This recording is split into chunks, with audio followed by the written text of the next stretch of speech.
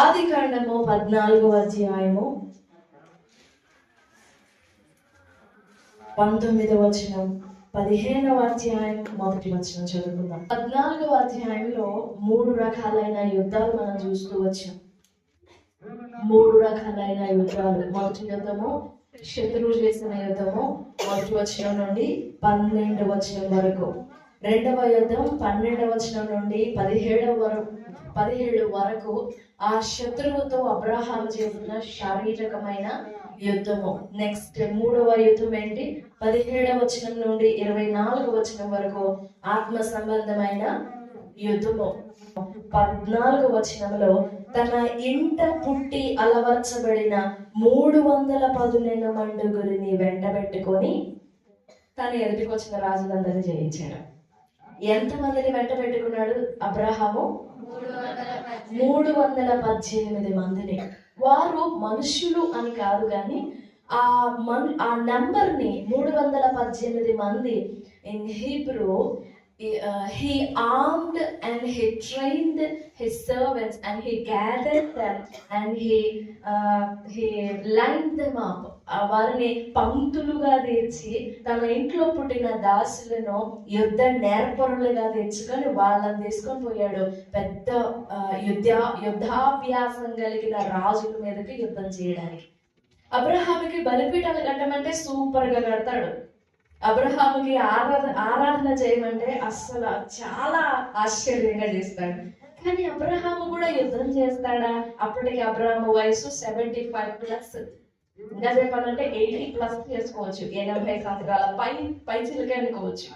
ఆ వయసులో ఉన్న అబ్రహాము యుద్ధం చేస్తాడా అని అంటే, మీరు యుద్ధం చూడాలంటే ఆ 14వ అధ్యాయం చదవాల్సిందే. అబ్రహాము ఒక యుద్ధ వీరుడు. He's an armed man in both spirit and physically and spiritually. He's an armed man. He's a trained person, trained king. అందుకే వాళ్ళు అంటారు, నీవు మా మధ్య మహారాజులాగా ఉన్నావు అని అన్నారు వాళ్ళు. సో ఆ 14వ వచనం నుండి మొదటి మాట మనం ఏం చెప్తామో, మనం ఏం ఆలోచించవచ్చు అంటే, మన కొరకు దేవుడు మనలో రూపించే స్వభావము మనలను కావలిగాస్తుంది. బుద్ధి నిన్ను కాపాడును, వివేచన తెలివి నీకు నీ ప్రవర్తనను కాచుతుంది, కాపాడుతుంది. అలాగే అబ్రహాము తను అలవర్చుకున్నాడు, తన స్వభావాలని తను నేర్చుకున్నాడు, అలవర్చుకున్నాడు. దేవుడు తనలో తన స్వభావాలు రూపించినట్లుగా, దేవుడు తనలో తన స్వభావాలు నింపునట్లుగా వెయిట్ చేశాడు, రూపించుకున్నాడు. అవి అబ్రహామును గెలిపించినవి. నెక్స్ట్ సెకండ్ మాట ఏంటి అని అంటే, ఆ సొదొమ రాజు 21వ వచనం. సొదొమ రాజు ఈ తీరంతా చూశాడు. 318 మంది చేతి వాటాన్ని చూశాడు.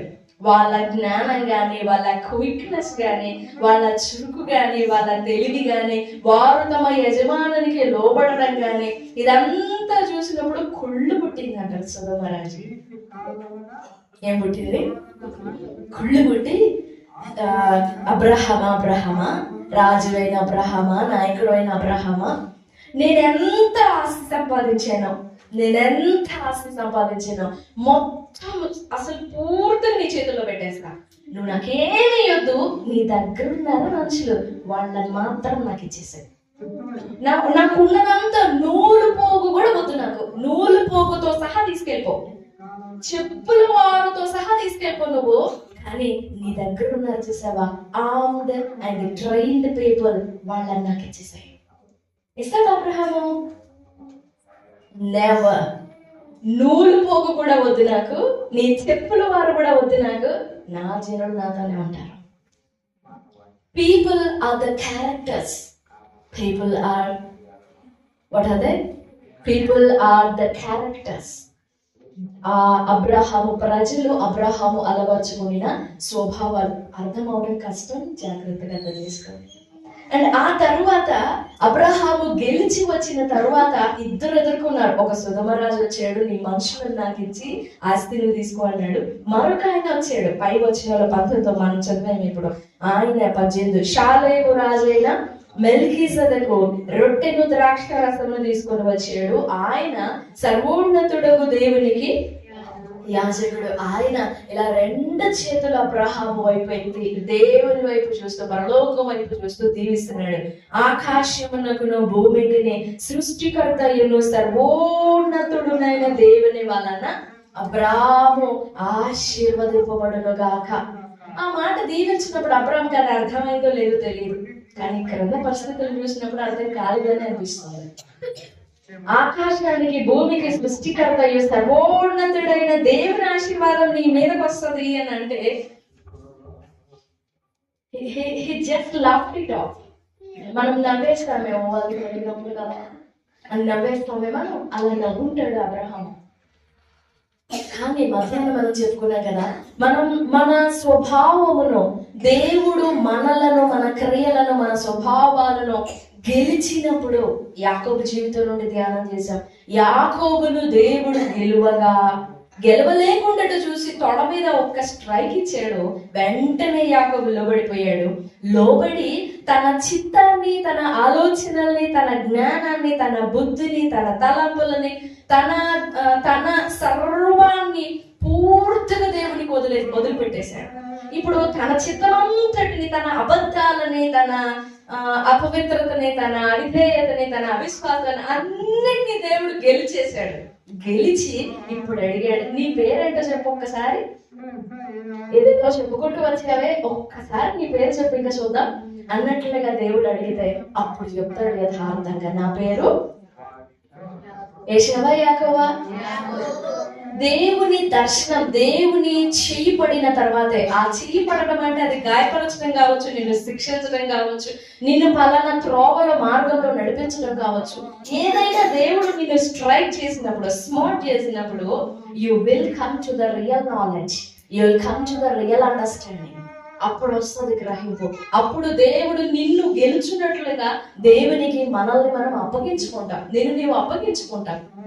అప్పగించుకున్న తరువాత దేవుడు అన్నారు, నా పేరు యాకోబయ్యా అని ఒప్పుకొనిన తరువాత దేవుడు అన్నారు, ఇదిగో నువ్వు మనుషులతోను దేవునితోను పోరాడి గెలిచావు అని చెప్పి నెక్స్ట్ వచనంలో 29వ వచనంలో అప్పుడు దేవుడు అక్కడ అతన్ని ఆశీర్వదించాడు. నీ స్వభావం అంతటిని, నీ ఆలోచనలన్నింటినీ, నీ క్రియలన్నింటినీ, నీ బుద్ధి అంతటిని దేవుడు గెలవకుండా దీవించడం. ఎందుకంటే నీ అవిధేయతలోనే నిన్ను దీవించాడనుకో, నువ్వు దాని నుండి బయటపడవు. నీ అవిశ్వాసంలో నుండే దేవుడు దీవెన అట్లా నీ మీద ఉందనుకో, నువ్వు బాగుపడవు. నువ్వు అలాగే మిగిలి ఉండిపోతావు. నువ్వు అవిశ్వాసంలో ఉన్నావు, ఆమేన్ అని పలికితే చిరకాలం అవిశ్వాసంలోనే ఉండిపోతావు. అందుకే దేవుడు ఎలా పడితే అలా ఆశీర్వదించడు, ఎలా పడితే అలా దీవెన ఇవ్వడం. సరి చేస్తాడు, కాల్చుతాడు, విరుచుతాడు, హృదయంలో చింపి వేస్తాడు. రిక్తమగునంతగా ఆర్మ్డ్ అండ్ ట్రైన్డ్ అనే దగ్గర, ఆర్మ్డ్ అనే వర్డ్ దగ్గర రిక్తులుగా చేయబడిన వారు, బీయింగ్ ఎంప్టీ. హయరాక్ అంటే ఎంప్టీ, బీయింగ్ ఎంప్టీ. ఆ తర్వాత ట్రైన్ అంటే దేవుడు నేర్పించిన అనుభవాలలో నుండి నేర్చుకుంటూ, ఎక్స్పీరియన్స్, అనుభవములు నేర్చుకున్నవారు అని. ఆ తరువాత మనం నేర్చుకున్న తర్వాత, మన స్వభావం అంతటిని దేవుడు గెలిచిన తర్వాత, పూర్తిగా మన ప్లాట్ఫామ్ మీదకి దేవుడు ఆసీనుడు అయిన తరువాత, దెన్ విల్ ఎన్కౌంటర్ హిమ్. అప్పుడు మనం దేవునిని, ఆయన స్వభావాన్ని, ఆయన గుణాన్ని ఎదుర్కొంటాము. ఇది దేవుడు, ఈయన దేవుడు, ఇది దేవుని కార్యము, ఇది దేవుని సహాయము, లేదా ఇది దేవుని హస్తము అని అప్పుడు గమనిస్తాము మనం. అబ్రహామును దీవించాడు ఆయన, మెల్కీసెదెకు రాజు, కానీ అప్పటికి అర్థం కాలేదు. అందుకని ఒక్కొక్కసారి దేవుడు మనకి ఆస్ట్రాలజీ నేర్పించాల్సి వస్తుంది. Do you know that astronomy? దేవుడు మనకు తన కార్యాలని, తన స్వభావాన్ని చూపించాలంటే మనల్ని కూడా పూర్తిగా బయటకు లాక్కొని వచ్చి, ఇప్పుడు చూడు ఈ ఆస్ట్రాలజీ అని ఆస్ట్రానమీ అని మనకి చూపించాలి. నక్షత్ర శాస్త్రము, ఖగోళ శాస్త్రము. ప్రైజ్ ది లార్డ్, హల్లెలూయా. మనల్ని బయటికి లాక్కొని వస్తాడు దేవుడు. మనం రావు కదా తొందరగా. నా కార్యాలు చూపిస్తాను రా అంటే రావు మనం, నాకు తెలుసు దేవా నువ్వు చేయవని. I'm seeing the situation, then where is your works అంటాం మనం, where are you working అంటాం మనం, నువ్వు ఎక్కడ మనల్ని దేవుణ్ణి ప్రశ్నిస్తాం మనం. అందుకే దేవుడు మనల్ని బయటకి ఆ చీకటి వేళల్లో, చీకటి రాత్రులలో మనల్ని బయటకి తీసుకువచ్చి ఒంటరిగా నిలబెట్టి ఆకాశం అలా చూడగానే మనం ఎంత దిక్కులేని వాళ్ళం అర్థమైపోతుంది. మనం ఎంత నిస్సహాయమే, ఆ ఆకాశం ఎంత పెద్దదో, ఎంత విస్తీర్ణ వైశాల్యం కలిగినదో, దాని అంతటిని అలా తేరి చూడగానే అసలు మనం ఎంత చిన్న చీమ వంటి వారమో మనకు అర్థమైపోతుంది. అలాగే దేవుడు మనల్ని బయటికి తీసుకువచ్చి దేవుడు మహా అద్భుతమైన తన పర్సనాలిటీని చూపిస్తాడు. పర్సనాలిటీ మీన్స్ వ్యక్తిత్వాన్ని చూపిస్తాడు. అదే 15వ అధ్యాయం 1వ వచనం. ఇవన్నీ జరిగిన తర్వాత ఏవన్నీ? యుద్ధము, గెలవటాలు, భయపడటాలు, కంగారు పడటాలు, ఆశీర్వదింపబడటాలు అన్నీ ఉన్నాయి. ఇవన్నీ జరిగిన తర్వాత యెహోవా వాక్యము అబ్రాహామున దర్శనమందు వచ్చి, అబ్రామా ఫియర్ నాట్, భయపడకుము. పలుకుదామా? అందరూ పలుకుదామా? భయపడకుము, నేను నీకు కేడెమను, నీ బహుమానము అత్యధికమగును. Fear not, I am thy shield and your exceeding great reward. Not just great reward, it's an exceedingly great reward. What is that great reward? మనము గొప్ప బహుమానం అనగానే, అత్యధికమైన బహుమానం అనగానే పిల్లల వంక చూస్తాం మనం కదా. గొప్ప బహుమానం, అత్యధికమైన బహుమానం అనగానే ఇంటి వంక చూస్తాం మనం, ఉద్యోగం వంక చూస్తాం, వివాహం వంక చూస్తాం, పంట పొలాల వంక చూస్తాం, బ్యాంక్ బ్యాలెన్స్ వంక చూస్తాం. అదే కదా అత్యధికమైన బహుమానం అంటే. అవునా? అదే కదా. ఇంకేమన్నా ఉందా? సాధారణంగా మనకు అన్నట్టు వెళ్ళిపోతుంది. కానీ ఈ వచనంలో దేవుడు ఒక అద్భుతమైన మాటని అబ్రాహాముతో మాట్లాడుతున్నాడు. నేను నీకు కేడెమును, నీ బహుమానము అత్యధికమైపోతుంది. It will double and double and double and double and double and double, infinitely doubles. There is no end for that exceedingly great reward. I am thy shield అంటే నేను నీ కేడెము అని అంటే, షీల్డ్ అంటే మీరు చూసారా? అంటే శత్రువు బాణం మన మీదకి పడకుండా, శత్రువు లేకపోతే మన మీదకి విసిరే కోపాగ్ని జ్వాలలు మన మీదకి తగలకుండా, ఆ శత్రువుతో పోరాడేటప్పుడు వెంటనే ఒకవేళ మిస్ అయ్యి ఆ కత్తి మన గుండెల్లోనికి దూసుకొని పోతుందేమో, లేకపోతే మన కళ్ళల్లోనికి దూసుకొని పోతుందేమో అని భయపడి వెంటనే వాళ్ళ కత్తి తిప్పే, ఎలా తిప్పుతున్నారో అలా తిప్పేస్తాం మన షీల్డ్ ని. ఇలా దాచుకుంటాను కదా షీల్డ్ లాగా, మీరు నాకు కనపడకుండా నేను మీకు కనపడకుండా, అలా ఆ కత్తికి నేను కనపడకుండా, ఆ ఖడ్గానికి నేను కనపడకుండా, ఆ ఖడ్గానికి నా ముఖం కనపడకూడదు, నా కన్ను కనపడకూడదు, నా గుండె కనపడకూడదు, లేదా నా బ్రెయిన్ అసలు నేనేమి కనపడకూడదు. నేను దాగిపోవాలి, నేను దాగి ఉండాలి. అబ్రహామా, మెల్కీసెదెకు రాజు ఆశీర్వదించిన ఆశీర్వాదం ఇదే. సర్వోన్నతుడైన దేవుని ఆశీర్వాదం నీకు కలుగుతుంది అని అంటే, లోకంలో ధనధాన్యాలు, సుఖ సంతోషాలు, ఇండ్లు, ఫ్లాట్లు, అపార్ట్మెంట్స్, ఓ గొప్ప గొప్ప కుటుంబాలు, లేకపోతే గొప్ప గొప్ప జీవితం, గొప్ప గొప్ప ఉద్యోగాలు, ఇవేమీ కాదండి. వాటన్నిటిని మించిన ఆశీర్వాదం ఏంటో తెలుసా? దేవుడు నీకు కేడెముగా ఉండడం. Praise the Lord. జాగ్రత్తగా అర్థం చేసుకోండి. దేవుడు నీకు, దేవుడు నాకు కేడెముగా ఉండడం. ఎవరు? ఆకాశ మహాకాశములను పట్టజాలని వాడు నిన్ను కప్పడం.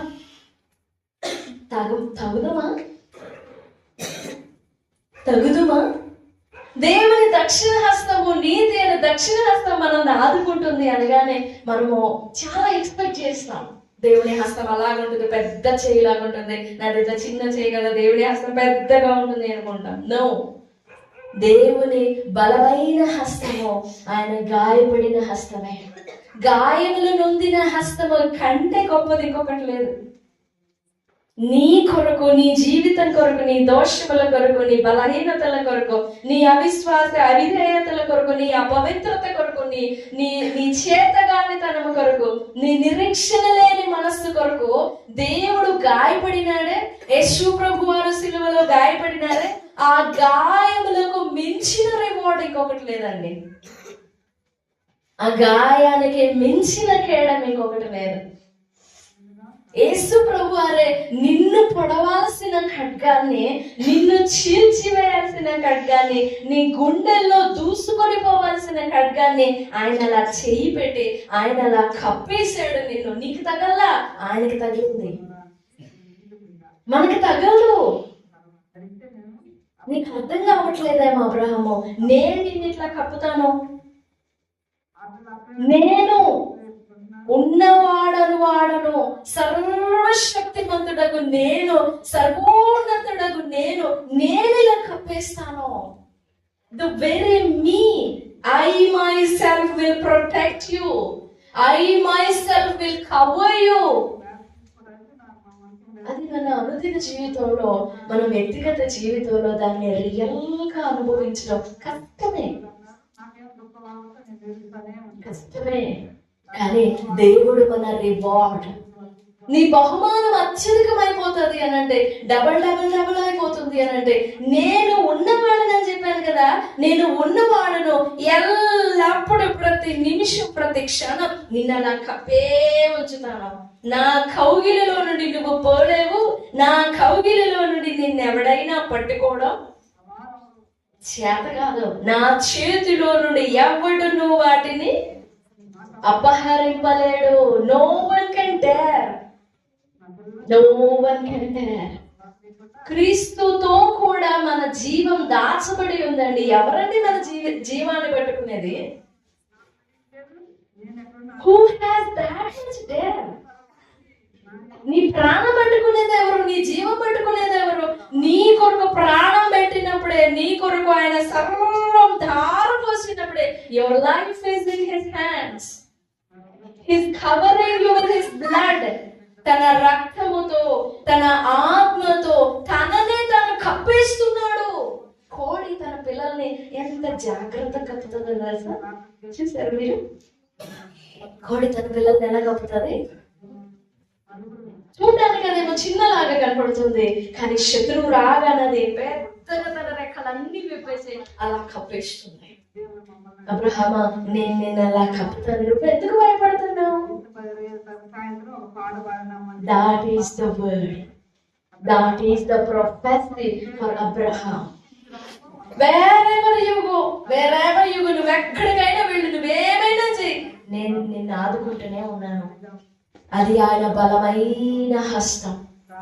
ఆ దక్షిణ హస్తం ఎంత పెద్దది అని అంటే, ఆ దక్షిణ హస్తం, ఆ గాయముల నొందిన హస్తం ఎంత బలమైనది అని అంటే, నువ్వు దినదినము నీ విశ్వాస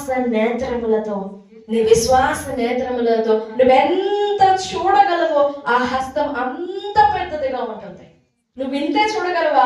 ఇంతే ఉంటుంది. కానీ నువ్వు బహుగా విశ్వసించగలిగావా, ఎక్కువగా విశ్వసించగలిగా, అది పెరిగిపోతుంది. It exceeds and exceeds and exceeds and exceeds and it goes on. ఆయన మాట తప్పడు. మాట తప్పే స్వభావం కాదు ఆయనది. నీతి, హిస్ ఇన్బిల్డ్ క్యారెక్టర్. ఆయనలో నిర్మితమైన స్వభావం నీతి. అరువు తెచ్చుకున్నది కాదు, నేర్చుకున్నది కాదు, కప్పుకున్నది కాదు, ధరించుకున్నది కాదు, పుట్టుకున్నది కాదు. Inbuilt character, his righteousness and his faithfulness. నిర్మింపబడినాడు విశ్వాస్యత చేత. నీ విశ్వాస్యత చేత నీవు ఆవరింపబడి ఉన్నావు. నీ నీతి చేత నీవు ఆవరింపబడి ఉన్నావు. దేవుని స్వభావం అండి. ఆ స్వభావములన్నిటితో కూడా అబ్రహాముతో చెప్తున్నాడు, I am your reward, I am your shield. పరిగెడదాం ప్రభు హస్తాల క్రింద, దాగుకుందాం ప్రభు హస్తాల క్రింద. ప్రభా, మీరు మరెవరో కాదు. You will surely experience that touch. హత్తుకొనడం, కౌగలించుకొనడం, విశ్వాసం ఉంచితే దాన్ని నువ్వు అనుభవించడం సాధ్యం. It happens and it is true. ఆ తాకిడి, ఆ అనుభవం నీకు అర్థమవుతుంది. గాయపడిన హస్తము, గాయములో నిండిన హస్తము నిన్ను ఎలా హత్తుకోవడం నీకు కనపడుతుంది. మరొక మాట చెప్పుకోవాలి, నీకు దేవుడు ఎంత ఇస్తున్నాడో, నీకు ఎంత ఎక్కువ ఇస్తున్నాడో నీ నుండి అంత ఎక్కువ ఆశపడతాడు, అంత ఎక్కువ ఆశపడతాడు. అబ్రహాముకు చెప్పాడు, నేను నీకు కేడమగా ఉంటాను, నేను నీకు గొప్ప రివార్డ్ లాగా ఉంటాను, నేనే బహుమానం, ఇంకేదో కాదు. నీ పిల్లలు బహుమానం అనుకుంటామేమో కాదు. 22వ అధ్యాయంలో అర్థమైంది అబ్రహాంకి, నీకొక్కడైనా నీ కుమారుని తీసుకొని వెళ్ళి, నీవు ప్రేమించు ఇస్సాకును తీసుకొని వెళ్ళి మోరియా పర్వతములలో ఒక దాని మీద నేను చూపించే చోట దహన బలిగా అర్పించమంటే అప్పుడు ప్రూవ్ అవుతుంది. నేనా దేవుడా కొడుక, దేవుడా కొడుక. అప్పుడు అబ్రహాం ప్రూవ్ చేశాడంట, నాకు కొడుకు కూడా ఘనం కాదు, దేవుని మాటే ఘనం. నువ్వు నా రివార్డ్ అని చెప్పావు కదా, నేను నీకు కేడమని చెప్పావు కదా, ఇప్పుడు నా కుమారుని దహన బలి పెట్టమని పెడుతున్నాను, నువ్వే నాకు ఎక్స్పీరియన్స్లీ గ్రేట్ రివార్డ్. ప్రూవ్ చేసుకున్నాడు అబ్రహాము. అయితే మనం పెట్టుకోవాలి దేవుని కేడముగా. మన బాహ్య నేత్రాలకు కనబడేది ఏది శాశ్వతం కాదండి. మనుషులు, బంధువులు, స్నేహితులు, ఫ్రెండ్స్, మనకుండే ఖండబలం, మనకుండే అండబలం, ధనబలం ఏది శాశ్వతం కాదు, అంత మాయమైపోతుంది. అలాంటి పరిస్థితుల్లో ఉండే దేవుడిని బయటకు తీసుకొని వచ్చి పిలిచి అబ్రహాంకు చూపించాడు. ఎలా సాధ్యమవుతుంది, అసలు నువ్వు చెప్పేది ఏంటి నాకు అర్థం కావట్లేదు అని అంటే, రాని ఆస్ట్రానమీ నేర్పిస్తానని చెప్పేసి 4వ వచనం 5వ వచనంలో దేవుడు మాట్లాడుతున్నాడు.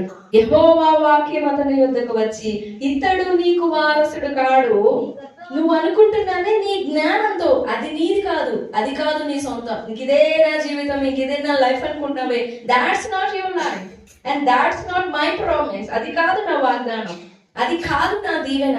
అబ్రహాం అనుకున్నాడు, ఈ ఇంట్లో పని వాళ్ళ మీద అధికారిగా ఉన్నాడే, ఈ దమస్కు ఎలియేజరే నాకు వారసుడు అవుతాడు కదా అని దేవునితో చెప్తున్నాడు. మనం కూడా అలా అనుకుంటాం. ఇది దేవుని మాట, ఇదే దేవుని శక్తి, ఇదే దేవుని కార్యం అనుకుంటాం. బట్ నో, దానిలో కొనసాగకూడదు. దాని నుండి విడుదల పొందాలి. దాని నుండి నువ్వు విడుదల పొందాలి. నీ ఆలోచన నుండి విడుదల పొందాలి. అదే నీ ఆలోచనలను దేవుడు గెలవాలి, నీ తలంపులను దేవుడు గెలవాలి.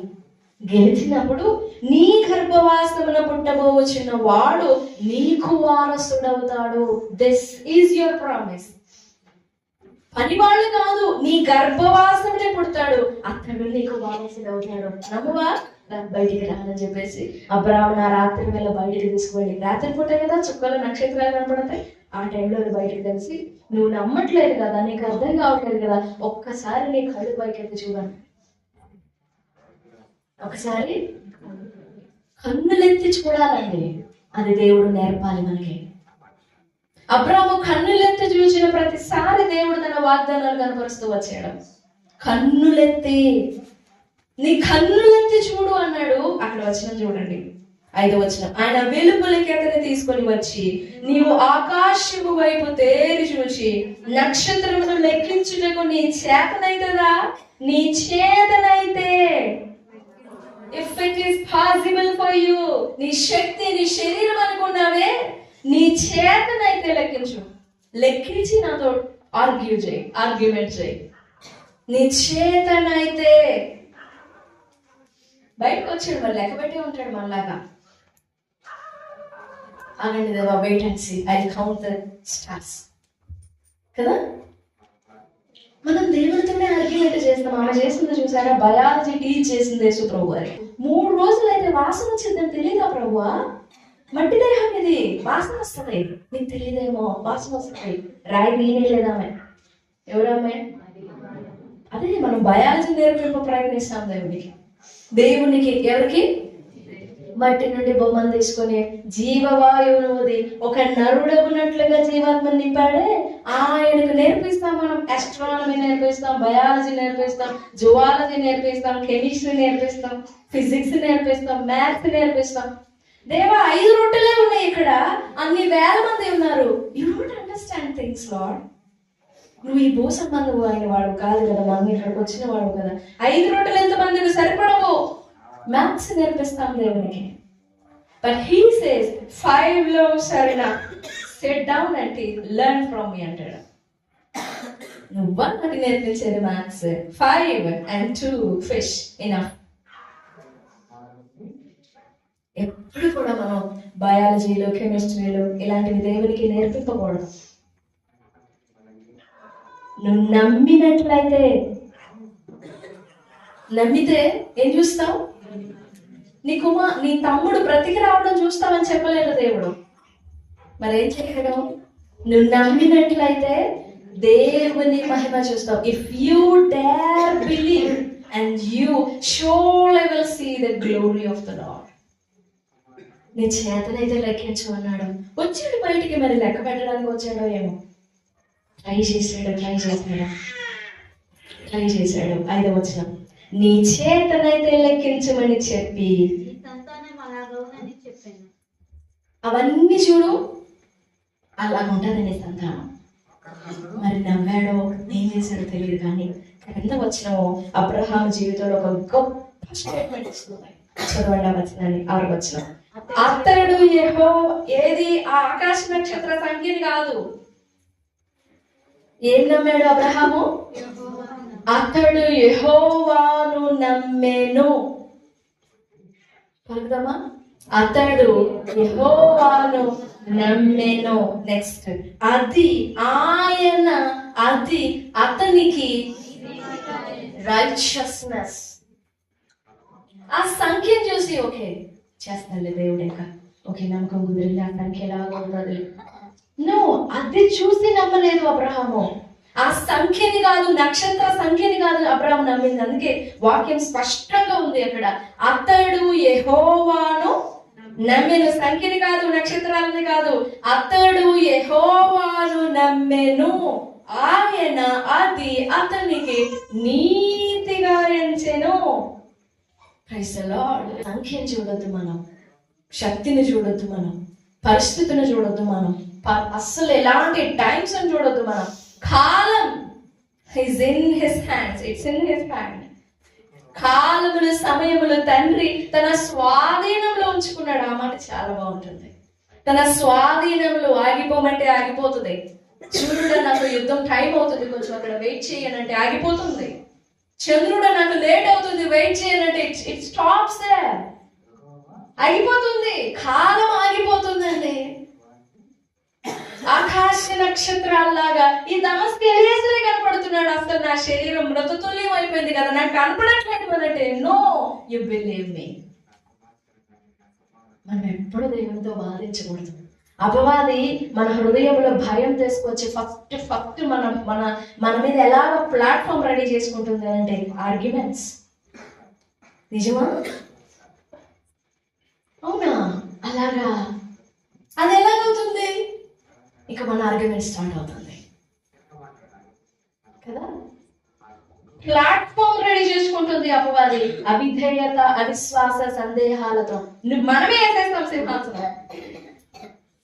దానికి సింహాసనం వేసిన తర్వాత దేవా నీ కార్యం చెయ్యి చెయ్యి చెయ్యి చెయ్యి చెయ్యి, నువ్వే చెయ్యాలయ్యే కార్యం అంటే ఎట్లా చేస్తాడు ఆయన? సింహాసనం తీసేయాలి, ఫస్ట్ తొలగించుకోవాలి. అప్పటి వరకు తన మనసులో ఎలాగుందో తెలీదు. వెంటనే ఆకాశ నక్షత్రాలు చూసిన తర్వాత ఆ నక్షత్రాల వంకన్న చూశాడో లేదో తెలీదు, బయటికి తనని తీసుకువచ్చిన దేవుని వైపు చూసాడు. I trust you lord, I trust you, I put my hope in you. నేను నమ్ముతాను. నువ్వు చూపించేవని కాదు, నేను నమ్ముతాను. ఈ రాత్రికాల సమయంలో దేవుణ్ణి అలాగే నమ్మాలి, సంఖ్య చూసి కాదు. అబ్రహాము వలె తల వంచి ఐ ట్రస్ట్ యు అని ఒబే చేస్తా. I trust you. I don't see the stars. నక్షత్రాలు చూడను నేను. నిన్ను దీవించే వాళ్ళని ఎవరో చూడు, నీకు దీవెనిచ్చేది ఎవరో చూడు. ఇవ్వవలసినది ఎవరున్నావు చూడు. అబ్రహాం చూసింది ఆ నక్షత్రాలని కాదు, నక్షత్రాలు చూపించిన దేవుణ్ణి చూశాడు. We can say that దేవుడు బయటకు తీసుకొని వచ్చి నక్షత్రాల లెక్క చూడు అని చెప్పినప్పుడు maybe he dares not to look at the stars. Maybe he dares not. లేదు దేవా, I can't count them. I can't see the star. My eyes are only upon you. I don't see them. నక్షత్రాలు కూడా చూడండి దేవా. లెక్కించడం కాదు కదా. I don't use my eyes to see the materialistic things. Now I see only you and only you and only you. ఎప్పుడైతే మన కన్నులు వాటి మీదకి వెళ్ళిపోతాయో ఇక అవి ఉన్నంత వరకు మన కన్ను దాని మీదే ఉంటుంది. భూమి ఆకాశాలన్నీ గతించిపోతాయి, అంతరించిపోతాయండి. వాటిని సృష్టించిన వారి మీద ఆధారపడ్డావా, మనసు పెట్టుకున్నావా, అస్సలు లయమైపోవు. ఆయన నిరంతరం నిలిచివాడండి. ఒకవేళ సంఖ్య మీద కనుక ఆధారపడి ఉంటే 16వ అధ్యాయం ఇంకొక రేంజ్ లో ఉండేది. అసలు దాని వర్డింగ్ మొత్తం చేంజ్ అయిపోయేది. కానీ అబ్రహాము నమ్మాడు దేవుణ్ణి. ఏమి కనపడకూడదు నీ కంటికి, ఒక్క గోకళ్ళు సింగిల్ మాత్రమే కనపడాలి నీకు. ఇంకా చుట్టుపక్కల జనాలందరూ కనపడకూడదు, నీకు మెయిన్ ఆ డోర్ మాత్రమే కనపడాలి. ఒకవేళ ఇవన్నీ కనబడుతున్నాయంటే ఇవన్నీ నిన్ను ముంచేస్తాయి. పేతురు యేసు ప్రభు వారు దోణిలో ఉండగా ఇక్కడి నుంచి అక్కడి వరకు నడిచి వెళ్ళాడు. అప్పుడు నీళ్ళు లేవా? అప్పుడు లోతు లేదా? అప్పుడు అలలు లేవా? అప్పుడు గాలి తుఫాను అలలు ఏం కనపడలేదా? ఉన్నాయి. కానీ అప్పుడు వాటి మీద దృష్టి లేదు, వాటి మీద చూపుకోలేదు, ఇవేమి కనపడలేదు. ఒక్క ప్రభువే కనపడ్డాడు పేతురుకి. అందుకే చక్క వాక్ చేసుకుంటూ వెళ్ళి నడుచుకుంటూ వెళ్ళిపోయాడు. దగ్గరకు వెళ్ళగానే దృష్టి. మానవ హృదయం చాలా టెంపర్ అంటారు కదా, టెంపరీ అన్నది చాలా బలహీనమైనది. అందుకే ఎప్పుడు నిత్యము ఎల్లప్పుడు దేవుని మీద ఆధారపడుతూ ఉంటాను. ఎప్పుడు ఆధారపడుతూ ఉండాలి. ఎప్పుడు నేను నిలబడినా అనుకున్నావా, నిలబడినా అనే మాట పూర్తి చేయకుండా పడిపోతా. God is our reward. దేవుని ఆశీర్వదించిన ప్రభువా, మీరు నాకు కేడమిగా ఉండాలి. ఈ సంవత్సరానికి దేవుడి నూతన వాగ్దానం ఇస్తున్నాడని కాదు, ఇది ఒక కొత్త ప్రామిస్ కాదు. నువ్వు దేవుణ్ణి కేడమిగా చేసుకోవాలి అని దేవుడు నిన్ను ఆశపడే కార్యం ప్రపంచంలో వేడుకుందాం. దేవా, సంఖ్య కాదు, నక్షత్రాల సంఖ్య కాదు, ఆ విస్తీర్ణత కాదు, ఆ నంబరింగ్ కాదు, కార్యాలు కాదు. I must see you. నేను నిన్ను చూడాలి. అలా ఆయన కౌగిలించుకోగానే కనపడేది ఎవరు? ఆయనే కనపడాలి. దేవా, మీరు నన్ను నాకు షీల్డ్గా ఉండండి, నాకు కేడముగా ఉండండి అని ప్రభువుని కేడంగా పెట్టుకున్నాను. నీ కొరకు గాయపడిన వాడు నిన్ను కప్పేది, నిన్ను కమ్మేది, నిన్ను ఆవరించేది ఇంకెవరెవరెవరెవరో కాదు. నీ కోసం గాయపడిన హస్తమే, నీ కొరకు గాయపడిన చేతులని నిన్ను ఇలా పట్టుకుంటున్నాయి. నీ కొరకు చేర్చబడిన ప్రకటనకులే, నీ కొరకు దున్నబడిన వీపు నిన్నెలా హత్తుకుంటుంది. చాలా చెప్పగా గాయపడిన వాడు, గాయపడిన హస్తము. ఎప్పుడైతే ఆ గాయపడిన హస్తం నీ కళ్ళ ముందు కనపడతాడో నమ్ముతావు ఆయన్ని. ప్రభా, నాకు ఆ కృప దయచేయ్యా అని ప్రభు సింపులు వేడుకుందాం. ప్రభు సహాయపడతారు. దేవుడి మాటలన్నీ మనం వెనుకల్లో దీవించిన దాకా. ఆమేన్.